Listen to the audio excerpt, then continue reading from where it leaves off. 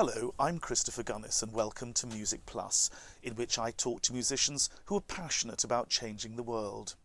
My guest today is the conductor John Lubbock, founder of the Orchestra of St John's, a group with an avowed social mission, that is, to serve the community.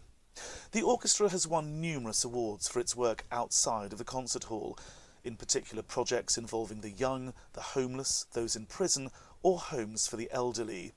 The Orchestra of St John's has also appeared in the Grammy-nominated album of Radiohead, but to be clear, it's a world-class band that has performed in venues such as Carnegie Hall in New York, the Berlin Philharmonic Hall and London's leading venues. John, welcome to Music Plus. Thank you. You pleased to be here? I'm very pleased to be here. Let's start with a very personal story, with your indulgence. The birth of your youngest son, Alexander, you call him Ali, who it was discovered had autism. Your life changed forever. It did. It's a 24/7 care job, this, and still is, in fact. And it was pretty difficult at the beginning. I haven't gone on an airplane since he was diagnosed. I don't do any guest conducting, and I don't do any travelling. So I just have my orchestra. And actually, between you and me, that's the greatest gift he could have given me. Why do you say that? Well, hotels and airports and strange orchestras, you know. I love my orchestra. I know them all. I love them all. We have such a wonderful time. You can't do that in a week, however good the orchestra is. You just cannot get that relationship going. Tell me about Ali. Tell me about his condition and He's a very clever, severely autistic child. So he is a wonderful artist, and he's just got a massive brain. His big passion is DVDs and VHSs, and he knows all the soundtracks, and he knows. If you say Mary Poppins, he'll tell you the year, all the stars, all the animators, the producer, all that sort of stuff. So he's got a massive brain, the bit that works. And he talks all the time in video speak. You know, he just spews out the words from his videos. And I mean, all we wanted, you know, at the beginning, he was just sort of screaming for 20 hours a day, and we couldn't get at him and couldn't find out what the problem was. But now, you know, all we wanted was to get that level of anxiety down. Get rid of it, in fact, and he's now a happy, lovely boy, and he's a complete joy to live with, and he lives with us, and he goes to a day centre in the day, does all sorts of things, and actually he's given us an idyllic life. I don't travel, and I'm always here with him and my wife. And as a result of that experience, you and your wife, Christine, started Music for Autism, which puts on musical events for tens of thousands of people. Tell me about that. How did it start, and what does it do? Well, I mean, Christine she was a wonderful, wonderful singer and had a much, much bigger career than I. She was discovered by having been a modest singer in Scotland, singing with a couple of choral societies. Previn discovered her. So her first date outside Scotland was at the Hollywood Bowl. And as they were walking on, he said, "Do you know the Midsummer Night's Dream?" She said, "Yes." "Would you like to record it with the Vienna Philharmonic?" So that was a 23-year-old Scottish girl. Extraordinary. Diddling off to Vienna as a second date. So, but all that had to go. Sadly, very sadly, the long-term negative thing, the juices in her throat, which keep the vocal cords sort of going, they just dried up.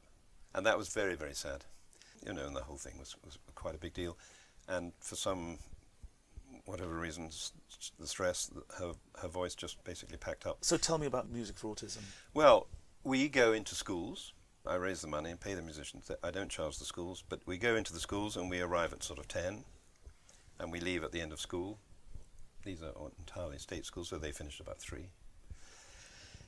And most days are much the same. We do 6, 7, 8, 20 20-minute, half-an-hour concerts, usually with different classes. Depends on the severity of the children. I mean, one school we go to, one of the concerts, we play to one boy, but he won't come into the room. So we're alone in the room, and he's just outside the door on a chair. And he absolutely loves it, but he will not come into the room. So that's the most extreme form. And how does he react? He loves it. Smiles and conducts and moves around. But as you say, that's the most extreme form. That's the most extreme form. At the other end, we may play to 20 children with only 4 or 5 carers. I mean, a lot of the schools, one-to-one carer. And do you play classical music? Yes. Well, we have several groups. We have a wind group, a string group. We have the wonderful pianist Derek Paravicini. He's one of the world's savants. He's blind and very, very severely autistic, and he knows every tune that's ever been written and can play it, and he's a seriously wonderful pianist. I've commissioned 2 concertos for him with my orchestra, and you just play him a CD of it, and then he plays it back to you. And how do the children respond? Absolutely love it. They love the noise it makes. That's the phrase I use all the time. You know, people get sort of a bit academic about it all and what happens, you know, in their brains and all that. I say, listen, they love the noise it makes. And you can see, I mean, luckily you have this one-to-one relationship with the teachers, which I need from where I am, because sometimes, I mean, even last week I saw this boy who was sleeping, you know. I thought, wow, we're really not getting through to him. And then I noticed teacher had tears in her eyes. So at the end of the concert, you know, I say to her, well, what's going on here? He's never sat still in his life, and he's 8. Wow. And he sat. I mean, that's so wonderful for her. She had 20 minutes off.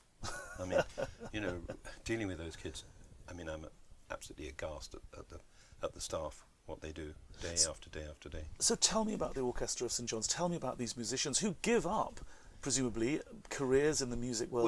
Well, I mean, I pay them. Well, the whole thing, I think it works because it was all an accident. I studied singing at the Academy, and I started a group with a string quartet, oboe, harpsichord, myself as a baritone, and a lovely soprano called Norma Burrows. And that's how I started on the sort of performing thing. And then you do what you do, which is commission a piece, so you get the press and all that sort of stuff. And we took the Purcell room, and I commissioned a piece from my friend Paul Patterson. And it was for tenor and 13 instruments, so it needed conducting, so I conducted it. As simple as that. And that's how it all began. That's how it started, and that was a small group, and then it sort of grew into a chamber orchestra, and then I started a choir because I was in for some extraordinary reason, I've never quite figured this out. I was at the Royal Academy, but I was in the Guildhall Chamber Choir with John Aldis. And then I was a founder member of the LSO Chorus, so I knew all these singers.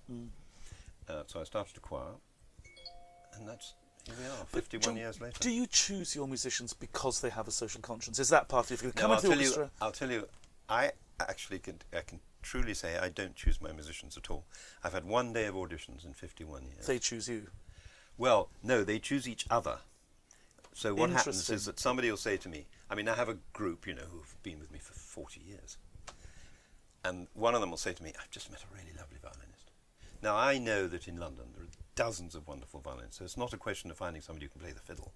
It's a question of somebody who will get into the OSJ way of thinking. And of course, they choose their own type. I say, well, give them a concert. So we give them a concert, and if it fits, it fits, and if it doesn't, we don't ask them again. And of course, relatively recently, you brought in the amazing life force in the form of Kayana Ponciano-Bailey. Tell me about her. She's been on this podcast, by the way. Yes, I know. I listened to it. Very good. Well, she's a brilliant talker. She's a marvellous girl. I mean, incredible ideas, energy. She's a good musician, good conductor. And she just came at a perfect time for me because, as you know, I'm right from day one, we were very keen on what an orchestra can do besides giving concerts to, you know, serried rows of middle-class people in silence. There's quite a lot else an orchestra can do, and I think an orchestra actually is a very, very powerful tool in the world, and it's terribly much wasted if all it does is give concerts and concert halls. So I was keen on this from the start, but after 51 years, and I do 70 days a year of music for autism and then all the public concerts, you know, my year is fairly full. And so it's absolutely wonderful to have her come along and do all the things I did, but differently. So the orchestra's still doing all these wonderful projects, but I don't have to either have the ideas or do them, because actually I just haven't got time. I don't know what kind of would say or do to me if she let me get away with you calling her a girl, but let's not go there. No, actually, that's absolutely right. She's a bit hot on that. She does pick me up whenever I say anything naughty. I'm sure she does indeed. Anyway, now, she's a beautiful young lady. Tell me more about the other work. For example, dementia, your work in prisons, your work in homes for the elderly. You know, they're all the same. All these people love music. You go into prisons, you've got a couple of guys whacking away on a guitar and a fellow on the drums, you know, and you just sort of encourage them and have fun. So we go in, you know, we have fun. These guys have plenty of time on their hands, and they need a bit of stimulus, and there's lots of talent. I mean, a brilliant Brazilian guitarist, absolutely brilliant, he was in because he messed up his visa or something and he was going to be deported, but so he was stuck there for a while. Marvellous musician with no outlet, music is just wonderful for everybody, every human being. It's the language. There are no words. It crosses every boundary. I always say there is no person who's too disabled not to benefit from our concerts. Now, I'm going to pick you up. You just used the word disabled. Oh, and yes. on the way here, you very interestingly started telling me about Yes. defabled. Yes. In other words, people who are differently abled.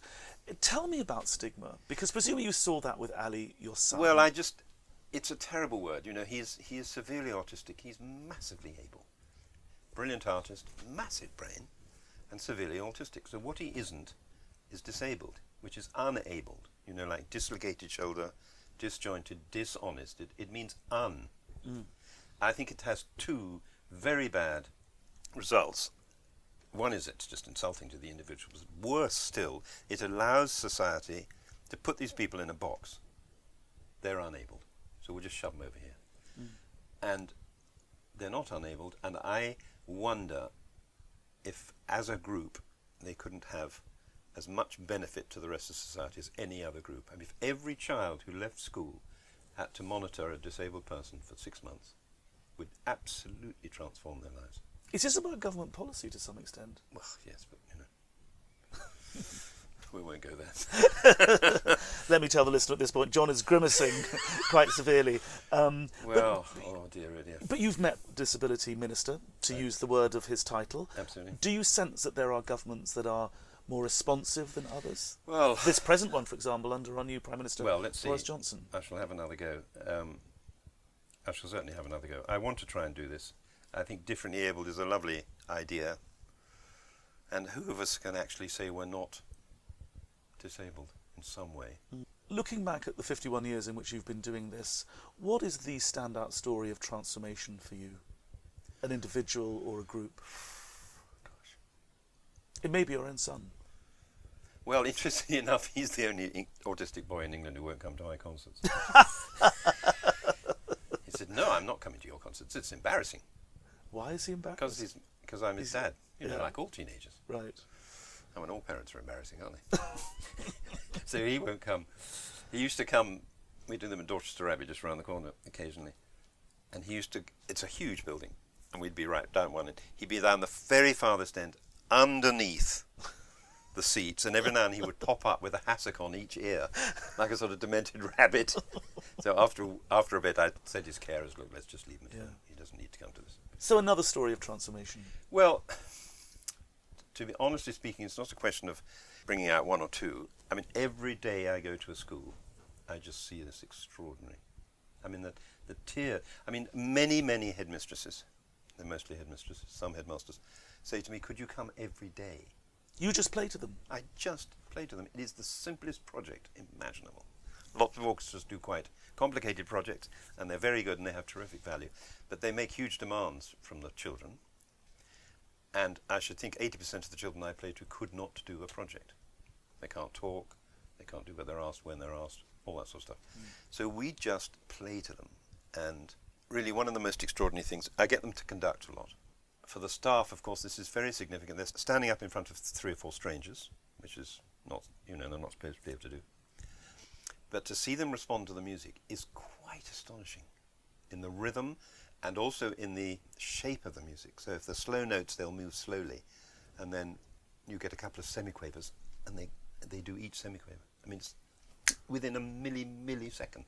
Wow. It's absolutely extraordinary. And then you see children who you're not sure whether they're really enjoying it at all, but you see the teachers crying, and for some reason they've done something they've never done before, which maybe just sit still or go to sleep in the day. It lowers the, I mean, why these head teachers say, "Could you come every day?" It lowers the level of anxiety throughout the school, because they're quite small, these schools, and mostly everybody can hear the music all the time, even if they're not in the classroom. It's just wafting around. And it's absolutely crucial that it's human beings and not a CD. And it's absolutely crucial that they're good musicians. I think if you played out of tune with these children, they would not respond. How They interesting. are immensely, How interesting. their antennae are unbelievably sensitive. That's fascinating. I think an out-of-tune chord would probably be horrible. It's honestly, it's so simple, and every now and again I think to myself, I must develop this, and then I think, well, nobody else is doing it, so I think I'll just carry on. Wow. Now, you've been taking your work to the Middle East and into Yep. Hong Kong. Tell me about that. Well, this is a friend of mine who started a thing called Music for Autism International, and the idea is that they organise and raise the money, and I go for, say, a week, and I teach the teachers to do what I do in England. I mean, I don't do any music in England. The musicians play.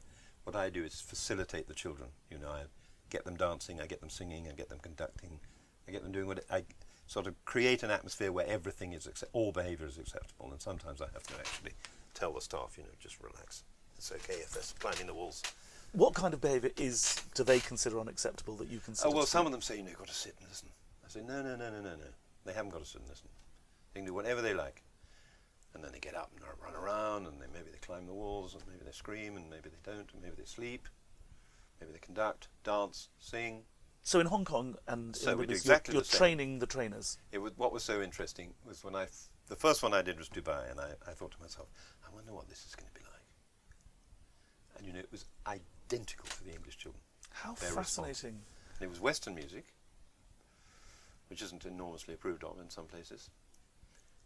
And I found 3 lovely ladies, actually. They were all English from the Dubai Symphony Orchestra, and they played trios, and the children responded identically to the English children. Fascinating. Absolutely fascinating. Yeah. So I was just getting the teachers to see this and just let it happen. I mean, really, it's not rocket science. It's unbelievably basic human. And Hong Kong the same? Hong Kong, same, lovely, marvellous groups. And we took a whole orchestra of plastic instruments, which the Chinese have started making. Trombones, trumpets, flutes, oboes, clarinets. They're entirely plastic, and they've got no reeds or anything. And the flutes have got a thing like a recorder, so anybody can play them. Do you see this expanding internationally? I mean, you started this thing off so long ago. I mean, there's a friend of mine, Robert Aquadina, who runs the bit in America, and that's huge now, all over the country. And the international thing, I think, will progress. And in England, I mean, if I won the lottery, I could send out 3 teams a day. Wow. Easy. I mean, the last thing I want is publicity. I can't begin to keep up with the demand because I can't raise the money fast enough. I was going to say, you need funds, not publicity. Exactly. No, absolutely. And, you know, as I say, I don't charge the schools because they wouldn't, you know, they're so strapped already. Yeah. John, let's move on. Let's talk about the Orchestra of St John's. You have a formidable track record, whether you'll admit this or not, in searching out some very fine musical talent and seeing them develop into international artists. How important is it to you that you do this work, nurturing young talent, and who are the stars that you have nurtured? Well, right at the beginning, I can't say I nurtured them, but I mean, the people who started with me did my first concerts, people like Felicity Lott and Tom Allen, John Tomlinson, and all these people who became superstars. Who else? Who else? We like name dropping in this podcast. At the beginning, I was run by an agency, Juska Van Wilson, and of course he had tabs on the big stars. So at the beginning, we did actually work with all the stars, Jimmy Galway and Kyung-Wha Chung and Rostropovich and Menuhin, all these people. The OSJ Young Performers Scheme started about 20 years ago, and I go into the colleges and listen to people, and there's some unbelievable. Some of them you will never hear of. It's just so tough out there, and there are so many good people. And composers too. You champion. We've you have had a composer in residence. We've had composers in residence over the years. We didn't have it for. Well, you know, the old banking crisis did really impact. I mean, sponsorship just disappeared. And resident composers are expensive. Their music requires lots of rehearsal. Probably doesn't do anything for the audience. Numbers. You know what I mean? People are a bit unadventurous. Tell it like it is. Tell it like it is. Now we've got this lovely young man, Toby Young, and he's interesting composer. What drew you to his work? Well, actually, to be absolutely honest, Kayana did. I Right. didn't know him, but they've been good friends, and it's a lovely thing to have them both because they're now part of this Working off each other's energy. Absolutely. I can imagine. And he's as interested as her in what you might call non-concert. And he's done every sort of music. He's worked with the Stones and pop groups and jazz groups. And what do you mean by non-concert? well, community. Oh, It's right. Stuff that isn't just This outreach. people sitting quietly listening for 40 minutes. We did this lovely project with 4 teenage refugees. They were people who'd come over here as sort of children and been through, I mean, unimaginable lives. They wrote this beautiful, beautiful poetry, and Toby set it to music, and we had them recite it over the music. So he's as adventurous and as interesting as Kayana. So it's an absolutely win-win situation. I've got to ask you about Radiohead. Yes, well, WTF question mark, I think is. What's WTF? I shan't say. I'll tell you Oh later. yes, I will know. Oh yes. Okay. No, I'll tell you how that started. Phil Selway, the drummer Of Radiohead. absolutely. His sister lives in this village, and he came here to have lessons with Christine singing. So we got to know them, and Johnny said, "I need some strings for this thing," and we did it in Dorchester Abbey, and it was very, very interesting. It was sort of fairly close to the beginning of his. Now becoming an established and very successful composer in his own right, of classical and other stuff. So we had good fun doing that. Now, Classical Music magazine is running a campaign, a mental health campaign called Harmony in Mind, and I've been asking all of my guests, first of all, have you ever had any mental health issues yourself? I have, and I've had 3 really quite unpleasant bouts of depression of some sort of 2 or 3 years at a time. And actually I'm fine now, and I pop a pill every day because I was given this pill and it did seem to do some work, and then I went off it and it came back, so I thought, well, I'll just take it forever because it's not nice. Tell me more, what tough. form did your depression take and what impact did it have on your Well, loved my ones? wife is absolutely staggeringly wonderful. I don't know how she put up with me. But basically, for 2 or 3 years, I sat in the corner of the garden reading a book. I never learnt. I'm very dyslexic. I didn't read a book until I was about 24, and I had read biographies and non-fiction most of my life until I got depressed, and then I read a load of dross. I won't mention any of the writers because that would be insulting. But just page turners, whodunit. And I just sat in the garden, and that was the only thing that sort of got me out of where I was.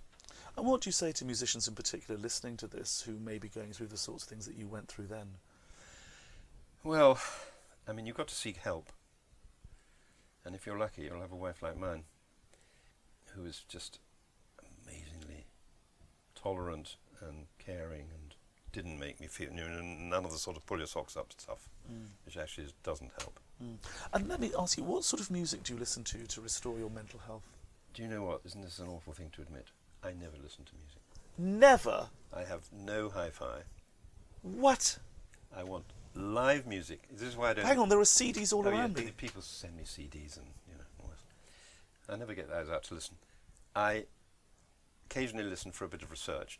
Somebody says, do you know this piece? So I go on old YouTube and have a listen.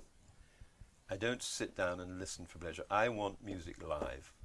This is why I don't record. I had a recording contract in the 70s. Yes. Or 2 or 3 recording. And then I woke up one day and I thought, God, this is a terrible way to make music. And I stopped. Why? Because you're sharing your music with other people. Oh, there's plenty of records for people to listen. I mean, it's a terribly sort of pompous attitude, but the thing is, there's loads of people who make records. All conductors want to make records, so that's fine. I'm not depriving anybody of anything. I see music, like a wonderful bird, and wonderful birds just fly. They shouldn't be in a cage. And every single time you play a phrase, it's unique and it's gone. And if you want to hear that, then you have to come to a concert. Wow. I don't want you to listen to it twice. Wow, that wonderful... Sorry. No, I mean, it's just... I just think spontaneity and uniqueness of every group of notes is what is that, and I just have no interest in trapping anything. John, on that beautiful thought, I think we should end. That's John Lubbock. Thank you so much for being my guest on Music Plus. Pleasure. Have you enjoyed it? Yes, very much. Thank you for bearing your soul. And thanks to you for listening. Until next time, goodbye.